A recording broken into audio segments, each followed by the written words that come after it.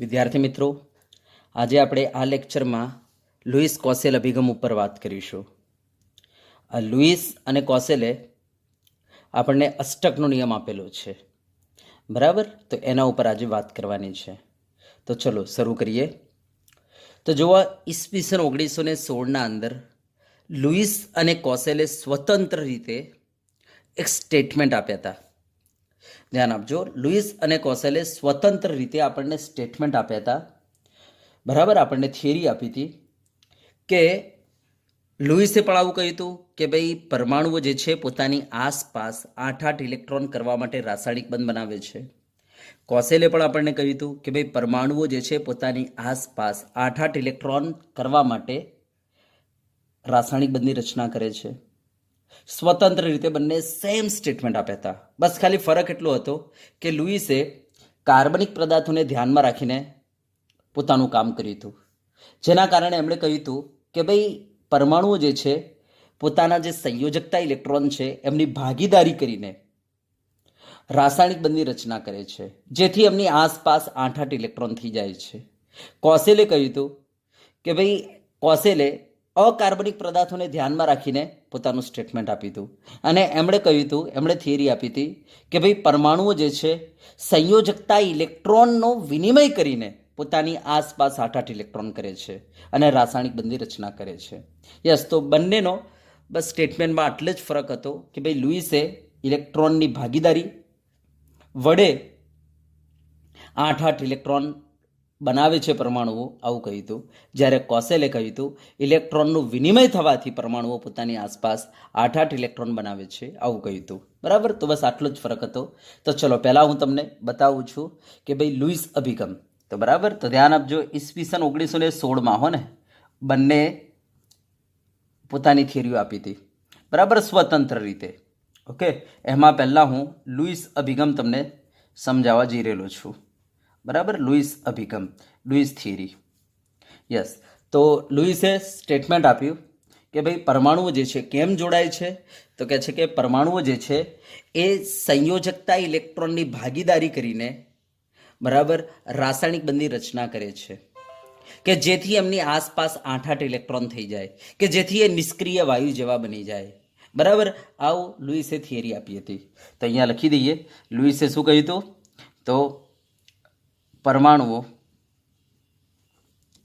સંયોજકતા ઇલેક્ટ્રોનની ભાગીદારી, આ શબ્દ બહુ ઇમ્પોર્ટન્ટ શબ્દ છે, ભાગીદારી કરીને રાસાયણિક બંધની રચના કરે છે, રાસાયણિક બંધની રચના કરે છે, જેથી અણુનું નિર્માણ થાય છે, જેથી અણુનું નિર્માણ થાય છે. ત્યારે તેમની આસપાસ 8 ઇલેક્ટ્રોન જોવા મળે છે, બરાબર? યસ, આવું સ્ટેટમેન્ટ લુઈસે આપ્યું હતું, જેને કહેવાય લુઈસ અભિગમ, બરાબર? ધ્યાન આપજો, એમણે કાર્બનિક પદાર્થોને ધ્યાનમાં રાખીને, બરાબર, ધ્યાનમાં રાખીને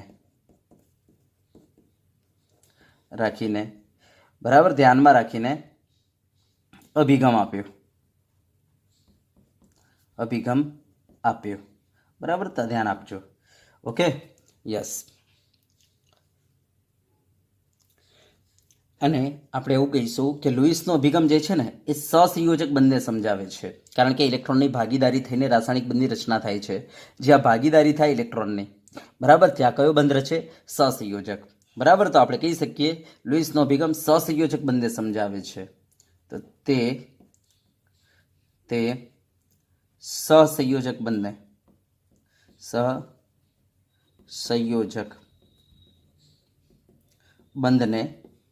સમજાવે છે. જો એક ઉદાહરણ લઈ લઉં કે દાખલા તરીકે આ કાર્બન, એમાં સંયોજકતા ઇલેક્ટ્રોન કેટલા છે ભાઈ? 4 છે. સામે આપણે વાત કરીએ કે Cl, બોલો એમાં સંયોજકતા ઇલેક્ટ્રોન કેટલા છે? તો આપણે કહીશું ભાઈ 7 છે Clમાં, બરાબર, યસ. તો આપણે કહીશું કે ભાઈ આ ક્લોરીનને એક ઇલેક્ટ્રોનની ખૂટ છે. કાર્બનને તમે જોઈ શકો છો, એની પાસે કાર્બન પાસે આ રીતના ચાર સંયોજકતા ઇલેક્ટ્રોન છે. તો કાર્બનને 4 ઇલેક્ટ્રોનની ખૂટ છે.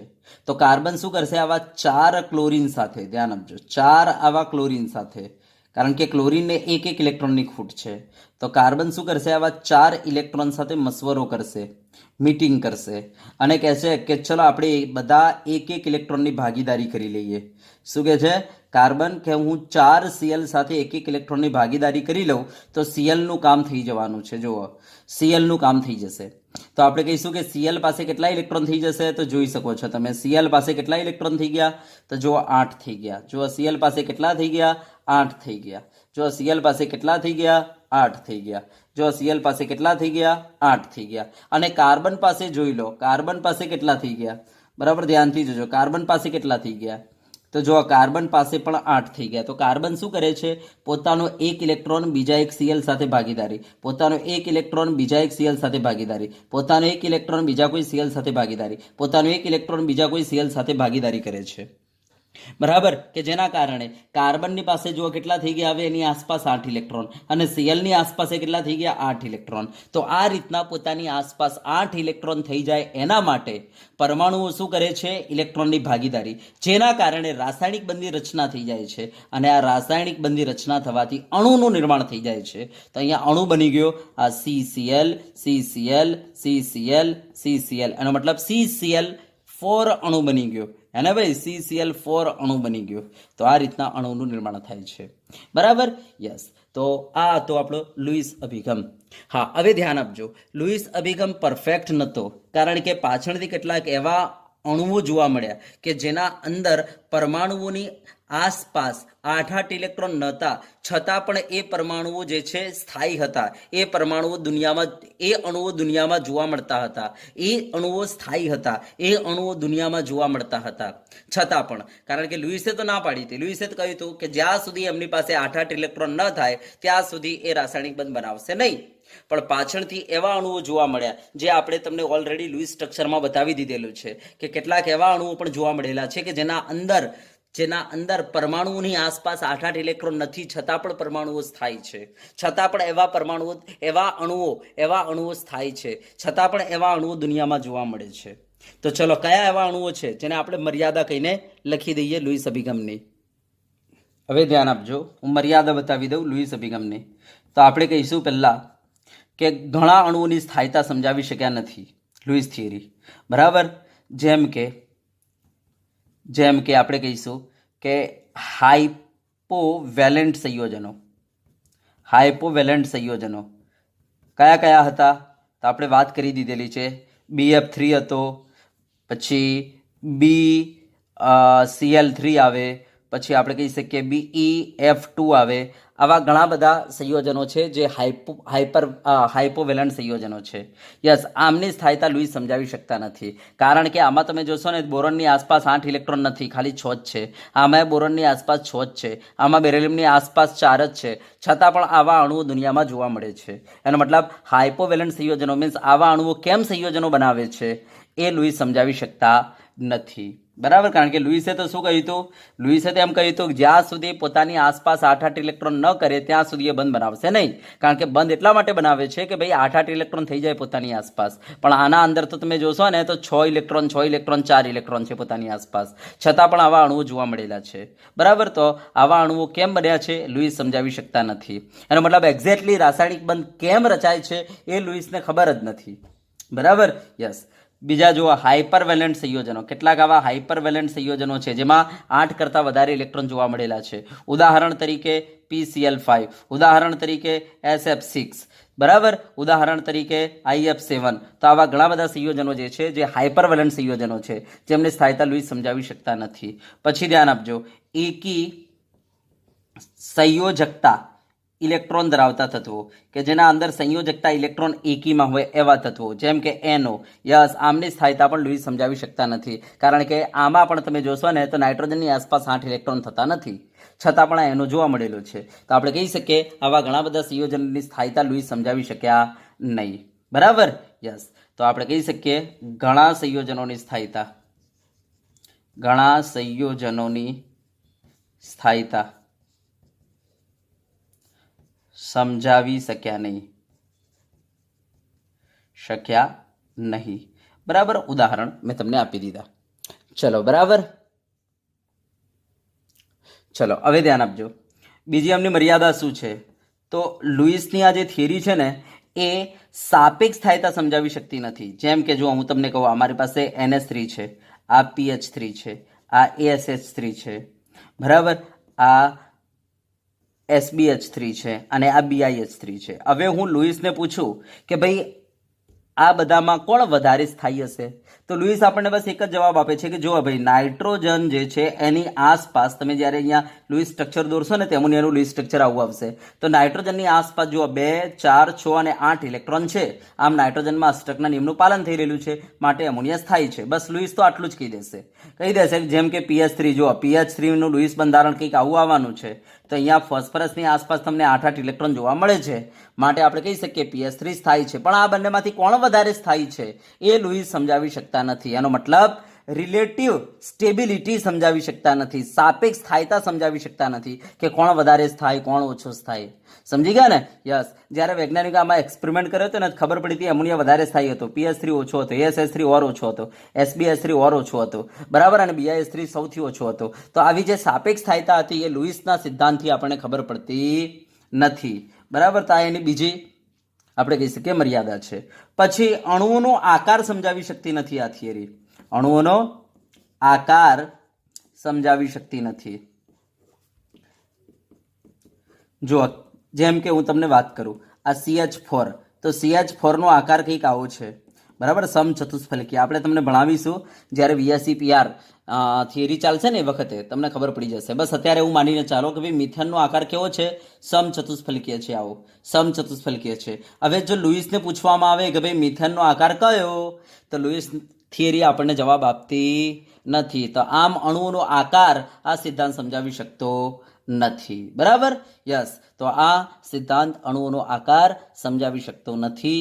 ચલો બરાબર, યસ. પછી અણુઓની ઉર્જા પણ સમજાવી શકતો નથી કે ભાઈ કયા અણુની ઉર્જા વધારે, કયા અણુની ઉર્જા ઓછી. તો અણુઓની ઉર્જા વિશે પણ આ સિદ્ધાંત સંપૂર્ણ મુક્ત છે. આ સિદ્ધાંત સંપૂર્ણ કેવો છે? સંપૂર્ણ મુક્ત છે. એનો મતલબ આ સિદ્ધાંત જે છે અણુઓની ઉર્જા વિશે પણ આપણને કોઈ સમજણ આપતો નથી. બરાબર. તો આ થઈ ગયું આપણો લુઈસ અભિગમ. તો ધ્યાન આપજો, 1916ના અંદર લુઈસે કાર્બનિક પદાર્થોને ધ્યાનમાં રાખીને આ અભિગમ આપ્યો હતો, આ થિયરી આપી હતી. બરાબર. લુઈસે કહ્યું કે પરમાણુ એટલા માટે જોડાય છે કે પોતાની આસપાસ 8 ઇલેક્ટ્રોન થઈ જાય. આવો સિદ્ધાંત આપ્યો હતો લુઈસે. બરાબર, યસ. પણ તમે જોઈ શકો છો એમાં ઘણી બધી મર્યાદાઓ છે. ચલો ઓકે. હવે એ જ સમયગાળા દરમિયાન કોસેલે પણ સ્વતંત્ર રીતે એક આપણને સિદ્ધાંત આપ્યો હતો, જેને કહીશું કોસેલ અભિગમ. તો ચલો સ્ટાર્ટ કરીએ આપણે કોસેલ અભિગમ. ચલો તો હવે આપણે કોસેલ અભિગમ જોઈએ, કોસેલ થિયરી. બરાબર, યા તો અભિગમ. તો ધ્યાન આપજો, આપણે કહ્યું હતું કે ભાઈ પરમાણુ જે છે ને એ સંયોજકતા ઇલેક્ટ્રોન જે છે એમનું વિનિમય કરીને રાસાયણિક બંધની રચના કરે છે. વિનિમય કરીને, ખાસ ધ્યાન આપજો, આપણે વિનિમય લફ્ઝ વાપર્યો હતો. બરાબર, યસ. સંયોજકતા ઇલેક્ટ્રોનનો વિનિમય કરીને રાસાયણિક બંધની રચના કરે છે. બરાબર, જેથી અણુનું નિર્માણ થાય છે. યસ, ત્યારે એમની આસપાસ 8 ઇલેક્ટ્રોન થઈ જાય છે. તો આપણે કહ્યું હતું કે પરમાણુઓ જે છે ને પોતાની આસપાસ 8 ઇલેક્ટ્રોન કરવા માટે એ ઇલેક્ટ્રોનનો વિનિમય કરે છે અને રાસાયણિક બંધની રચના કરે છે. આવું એમણે કહ્યું હતું. તો ચલો એમનો અભિગમ લખીએ. તો સંયોજકતા ઇલેક્ટ્રોનનો વિનિમય થવાથી રાસાયણિક બંધની રચના થાય છે. રાસાયણિક બંધની રચના થાય છે. બરાબર, જેથી અણુનું નિર્માણ થાય છે. ત્યારે તેમની આસપાસ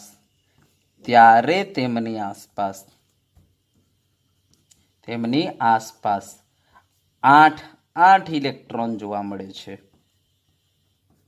બરાબર જોવા મળે છે. એમણે કોન્સેપ્ટ તો અષ્ટકના નિયમનો જ આપ્યો હતો, પણ ખાલી બસ એમણે શું કહ્યું, વિનિમય લફ્ઝ વાપર્યો કે ભાઈ ઇલેક્ટ્રોનનો વિનિમય થવાથી, જ્યારે લુઈસે ઇલેક્ટ્રોનની ભાગીદારી શબ્દ વાપર્યો હતો. બરાબર યસ. હવે જો આપણે ખાસ ધ્યાન આપજો, આ થિયરી જે છે ને અકાર્બનિક પદાર્થોને ધ્યાનમાં રાખીને આપી હતી. તો આ સિદ્ધાંત અકાર્બનિક પદાર્થોને ધ્યાનમાં રાખીને, અકાર્બનિક પદાર્થોને ધ્યાનમાં રાખીને બનાવ્યો હતો. બરાબર બનાવ્યો હતો. ચલો ઓકે. હા, હવે આ સિદ્ધાંત જે છે ને આયનીય બંધને બહુ વ્યવસ્થિત રીતે સમજાવે છે. તો આયનીય બંધ સમજાવે છે. બરાબર ધ્યાન આપજો, આયનીય બંધ સમજાવે છે. કેવી રીતના જુઓ, ધ્યાન આપજો. દાખલા તરીકે મારી પાસે આ Na ને Cl છે. હવે Na ની ઇલેક્ટ્રોન રચના 281 છે, જ્યારે Cl ની ઇલેક્ટ્રોન રચના 287 છે, કારણ કે Cl નો પરમાણુ ક્રમાંક 17 એટલે 287 અને સોડિયમ એટલે 11 એટલે 281. હવે ધ્યાન આપજો, આમાં જે સોડિયમ છે ને એક ઇલેક્ટ્રોન આપી દેશે Cl ને, જેના કારણે બની જશે Na+1. એનો મતલબ એની ઇલેક્ટ્રોન રચના શું થઈ જશે, 28. અને Cl જે છે એક ઇલેક્ટ્રોન લઈ લેશે, જેના કારણે લઈને એ બની જશે 288. તો જોઈ લો, આના પણ બાહ્યતમ કોષમાં 8 ઇલેક્ટ્રોન છે, આના પણ બાહ્યતમ કોષમાં 8 ઇલેક્ટ્રોન છે. તો 8 થવા માટે આ શું કરે છે, ઇલેક્ટ્રોન આને આપી દે છે. યસ, અને બની જાય છે Na+. યસ, તો નિષ્ક્રિય વાયુ જેવો ગોળો બની ગયો, જેના ઉપર ખાલી ચાર્જ કયો છે, ધન છે, એટલો જ ફરક છે. અને Cl પણ નિષ્ક્રિય વાયુ જેવો ગોળો બની ગયેલો છે, એકદમ નિષ્ક્રિય ગોળો. બસ એના પર ચાર્જ કયો છે, આ નિષ્ક્રિય ગોળા પર ચાર્જ કયો છે, નેગેટિવ છે, જ્યારે આ નિષ્ક્રિય ગોળા પર ચાર્જ કયો છે, પોઝિટિવ છે. તો હવે ધ્યાન આપજો, આ પોઝિટિવ અને નેગેટિવ આવા બે ગોળા તૈયાર થઈ ગયેલા છે. આ પોઝિટિવ ગોળો, આ નેગેટિવ ગોળો. બરાબર, એકદમ નિષ્ક્રિય ગોળો છે આ પોઝિટિવ, આ નેગેટિવ એકદમ નિષ્ક્રિય ગોળો. હવે આ જે છે ને એકબીજાની નજીક આવશે. કેમ? કારણ કે પોઝિટિવ નેગેટિવને આકર્ષણ કરશે, જેના કારણે એકબીજાની નજીક આવશે, જેના કારણે અહીંયા એક પ્રકારનું સ્થિર વિદ્યુતીય આકર્ષણ બળ લાગશે, એક પ્રકારનું ભાઈ આકર્ષણ ઉત્પન્ન થશે, જેના કારણે અણુઓ નજીક આવશે. બરાબર ને? યસ, અણુઓ નજીક આવશે. યસ, તો આપણે કહીશું કે આ રીતના પરમાણુઓ એકબીજાની નજીક આવ્યા અને ત્યાં બંધ બની ગયો, આકર્ષણ બની ગયું. યસ, આને કહેવાય છે આયનીય બંધ, અને આ રીતના બંધની રચના થાય છે. તો આ જે છે આપણો Na+ વાળો ગોળો અને આ છે Cl- નો ગોળો. યસ, એકબીજાની નજીક આવ્યા, એમની વચ્ચે આકર્ષણ લાગવાથી એકબીજાની નજીક આવ્યા અને આ એક સ્ટેબલ થઈ ગયા નજીક આવીને. તો આપણે કહીશું આમની વચ્ચે અત્યારે કયું બળ છે, તો આપણે કહી શકીએ સ્થિર વિદ્યુતીય આકર્ષણ બળ. સ્થિર વિદ્યુતીય આકર્ષણ બળ. બરાબર, તો આને સ્થિર વિદ્યુતીય આકર્ષણ બળ કહેવાય છે, અથવા કુલંબિક બળ કહેવાય છે. કુલંબિક બળ, અથવા આને કહેવાય છે વિદ્યુત સહસંયોજક બળ. વિદ્યુત સહસંયોજક બંધ, અથવા આને કહેવાય છે આયનીય બંધ. તો આ રીતના આમની વચ્ચે આયનીય બંધનું નિર્માણ થાય છે, જેના કારણે અણુ તૈયાર થઈ ગયો. તો ધ્યાન આપજો, આ સોડિયમ જે છે એની ઇલેક્ટ્રોન રચના 281 હતી, Cl ની 287 હતી. આને એક ઇલેક્ટ્રોન આપી દીધા, જેના કારણે આની ઇલેક્ટ્રોન રચના 28 થઈ ગઈ. આને ઇલેક્ટ્રોન લઈ લીધા, જેના કારણે આની ઇલેક્ટ્રોન રચના 288 થઈ ગઈ. તો આના તમે જોઈ શકો છો, બાહ્યતમ કોષમાં 8 ઇલેક્ટ્રોન, આના બાહ્યતમ કોષમાં 8 ઇલેક્ટ્રોન. એનો મતલબ આ નિષ્ક્રિય વાયુ જેવો બની ગયો તમારો ગોળો, જેના પર પોઝિટિવ ચાર્જ છે. એ રીતના Cl વાળો ગોળો જે છે એ પણ નિષ્ક્રિય વાયુ જેવો બની ગયો, બસ એના પર નેગેટિવ ચાર્જ છે. આ પોઝિટિવ નેગેટિવને એકબીજા આકર્ષણ કરશે, જેના કારણે અણુનું નિર્માણ થઈ જાય છે. આપણે કહી શકીએ આ બે ગોળા વચ્ચે સ્થિર વિદ્યુતીય આકર્ષણ બળ છે, અથવા કુલંબિક બળ છે, અથવા કહી શકીએ વિદ્યુત સહસંયોજક બંધ છે. અને બસ આને જ કહેવાય છે આયનીય બંધ. તો આ રીતના અણુઓનું નિર્માણ થાય છે. બરાબર, ઇલેક્ટ્રોનની વિનિમય થવાથી, લેવડ દેવડ થવાથી. આવો કોન્સેપ્ટ આપે તો કોસેલે. બરાબર, અને આવું કેમ કરે છે? કારણ કે 8 ઇલેક્ટ્રોન કરવા માટે આવું કરે છે. બરાબર, યસ. જો હું એક બીજું તમને ઉદાહરણ આપું, ધ્યાન આપજો, બીજું એક ઉદાહરણ આપું. જુઓ, આ MgCl2 જે છે આની ઉત્પત્તિ કેવી રીતના થઈ, તો ધ્યાન આપજો. આ Mg અને આ Cl, Mg ની ઇલેક્ટ્રોન રચના 282, Cl ની ઇલેક્ટ્રોન રચના 287, Cl ની 287. હવે આમાં થાય છે શું? Mg બે ઇલેક્ટ્રોન આપી દે છે, એક Cl ને આ અને એક આ Cl ને આપે છે ને એક આ Cl ને આપે છે, જેના કારણે Mg માંથી બની ગયો Mg+2. એનો મતલબ એની ઇલેક્ટ્રોન રચના થઈ ગઈ 28. બરાબર, પેલા Cl ઇલેક્ટ્રોન લઈ લીધું, જેના કારણે Cl- બની ગયો અને ઇલેક્ટ્રોન રચના 288 થઈ ગઈ. એ રીતના આ Cl ઇલેક્ટ્રોન લઈ લીધું, જેના કારણે એની ઇલેક્ટ્રોન રચના 288 થઈ ગઈ. તો તમે જોઈ શકો છો આ ગોળા બની ગયેલા છે નિષ્ક્રિય. તમે જોઈ શકો છો નિષ્ક્રિય વાયુ જેવી ઇલેક્ટ્રોન રચના થઈ ગયેલી છે. તો આ નિષ્ક્રિય ગોળો બની ગયેલો છે. બસ આના પર ચાર્જ જે છે +2 છે. આ જે છે નિષ્ક્રિય ગોળો, જેના પર ચાર્જ -1 છે. આ નિષ્ક્રિય ગોળો, જેના પર ચાર્જ -1 છે. તો આ બે પોઝિટિવ, બે નેગેટિવ, એટલે સ્ટેબલ થઈ જશે ને. તો આ બે પોઝિટિવ જે છે આ રીતના બે નેગેટિવને આકર્ષણ કરે છે, જેના કારણે આપણે કહી શકીએ કે ભાઈ આમની વચ્ચે શું બની ગયો, તો આયનીય બંધ બની ગયો. તો આ રીતના આપણે કહી શકીએ કે આ Mg+2 બરાબર Cl- નું આકર્ષણ કરીને MgCl2 બનાવે છે. તો આ રીતના MgCl2 બને છે. સમજી ગયા ને? યસ. હા, તો હવે ધ્યાન આપજો, આ નિયમની મર્યાદા શું છે? તો ભાઈ પાછળથી ઘણા બધા આવા સંયોજનો મળી આવ્યા, બરાબર, કે જેમની ઉત્પત્તિ આ નિયમ સમજાવી શકતો નથી. જો બતાવું, જેમ કે FeCl3. તો જો હવે FeCl3 ની આપણે ઉત્પત્તિની વાત કરીએ તો તમે જોઈ શકો છો આ Fe અને Cl આમની ઇલેક્ટ્રોન રચના કેવી હશે? તો જો ભાઈ Fe ની ઇલેક્ટ્રોન રચના આપણે જોવા જઈએ તો શું છે? 1s2, યા તો પછી આ રીતના લખી દઉં, જો આર્ગોન ધ્યાન આપજો, આર્ગોન શું છે? 4s2 અને 3d6 છે. તો તમે જોઈ શકો છો નિષ્ક્રિય વાયુ જેવું બનવું હોય તો એની પાસે વધારાના કેટલા ઇલેક્ટ્રોન છે? 6, 7 ને 8. તો 8 ઇલેક્ટ્રોનને એને શું કરી દેવા પડે? ગુમાવી દેવા પડે. ત્યારે જ એને કોના જેવું બની જશે? નિષ્ક્રિય વાયુ જેવું બની જશે, હે ને, Fe ને. યસ. અને સામે Cl ની ઇલેક્ટ્રોન રચના શું છે? 2, 8, 7 છે, બરાબર. યસ. તો આપણે આ રીતના લખીએ તો એ ચાલે. હિલિયમ 3s2 3p5 છે. ધ્યાન આપજો. તો જો આને નિષ્ક્રિય વાયુ જેવું બનવું હોય તો આને એક ઇલેક્ટ્રોનની ખૂટ છે, એટલે 3p6 થઈ જાય, એટલે નિષ્ક્રિય વાયુ જેવું થઈ જાય. યસ. તો Cl શું કરે છે? ધ્યાન આપજો, આ Fe શું કરે છે? પોતાના પાસે, બરાબર, પોતાના પાસે જે Fe શું કરે છે? ધ્યાન આપજો, Fe 3 ઇલેક્ટ્રોન આપી દે છે 3 Cl ને. આ રીતના Fe શું કરે છે? 3 Cl ને 3 ઇલેક્ટ્રોન આપી દે છે. યસ. આ એક Cl ને આપે છે, બરાબર, પછી આ બીજા એક Cl ને આપે છે, ત્રીજા એક Cl ને આપે છે. યસ. આવું કરવાથી શું બની ગયું? Cl-, Cl-, જો આ નિષ્ક્રિય વાયુ જેવું બની ગયું. 288, આ 288. યસ, આ 288 બની ગયું ને. યસ. હવે અહીંયા બરાબર ધ્યાનથી જોજો, જ્યારે Fe આ ઇલેક્ટ્રોન આપી દીધા તો Fe શું પડી ગયો? Fe+3. હવે Fe+3 ની ઇલેક્ટ્રોન રચના તમે જોશો ને તો 4s0 3d1 છે, સોરી 3d5 છે. તો મને બતાવો, Fe તો નિષ્ક્રિય વાયુ જેવો બન્યો જ નથી, બરાબર. Fe તો નિષ્ક્રિય વાયુ જેવો બન્યો જ નથી. એનો મતલબ આ નિષ્ક્રિય વાયુ જેવો ગોળો બન્યો જ નથી આને, કારણ કે એણે તો શું કહ્યું હતું? ભાઈ પરમાણુઓ ઇલેક્ટ્રોનની લેવડ દેવડ કરીને નિષ્ક્રિય વાયુ જેવા બની જાય છે, જેના કારણે રાસાયણિક બંધની રચના થાય છે, આવું કોસેલે કહ્યું હતું. હવે મને બતાવો અહીંયા ક્યાં Fe નિષ્ક્રિય વાયુ જેવો બન્યો? ના ભાઈ, નથી બન્યો. છતાંય Fe જે છે આ 3 Cl ને આકર્ષણ કરીને એની સાથે બંધ બનાવી દે છે, FeCl3 બનાવી દે છે. એનો મતલબ કોસેલનો નિયમ જે છે આ Fe+3 કેમ આ Cl- સાથે બંધ બનાવે છે? કારણ કે Fe ની પાસે તો 8 ઇલેક્ટ્રોન છે નહીં, Fe+3 પાસે તો એના બાહ્યતમ કોષમાં, હે ને. છતાં પણ તમે જોઈ શકો છો Fe+3 સ્ટેબલ બનીને પેલા Cl- સાથે આકર્ષણ કરીને FeCl3 બનાવી દે છે. તો આપણે કહી શકીએ કે આવા સંયોજનોની સ્થાયીતા, બરાબર, આવા સંયોજનો કેમ બન્યા? યસ. આનો જવાબ કોસેલ પાસે નથી. આવા એક સંયોજન નહીં, ઘણા બધા સંયોજન માટે આપણે કહી શકીએ વિસ્તૃત સંયોજનોની સ્થાયીતા કોસેલ અભિગમ સમજાવી શકતો નથી. જો આ બીજા એક્ઝામ્પલ આપું, FeCl2, આમાં તમને નહીં જોવા મળે Fe ના અંદર નિષ્ક્રિય વાયુ જેવી ઇલેક્ટ્રોન રચના નહીં જોવા મળે, કારણ કે Fe+2 થશે એટલે 4s0 3d6 થશે, ક્યાં નિષ્ક્રિય વાયુ જેવો છે, બરાબર. તો આવા ઘણા બધા સંયોજનો છે કે જેમની સ્થાયીતા જે છે કોસેલનો અભિગમ સમજાવી શકતો નથી, કારણ કે કોસેલે શું કહ્યું હતું કે ભાઈ આ જે ધાતુ છે ઇલેક્ટ્રોન ગુમાવીને નિષ્ક્રિય વાયુ જેવું બની જશે, અને પેલો અધાતુ જે છે ઇલેક્ટ્રોન મેળવીને નિષ્ક્રિય વાયુ જેવું બની જશે. તો અહીંયા Cl તો નિષ્ક્રિય વાયુ જેવો બની ગયો, પણ Fe ક્યાં બન્યો? Fe+3 ક્યાં બને નિષ્ક્રિય વાયુ જેવો? છતાંય સંયોજન બની ગયેલું છે FeCl3.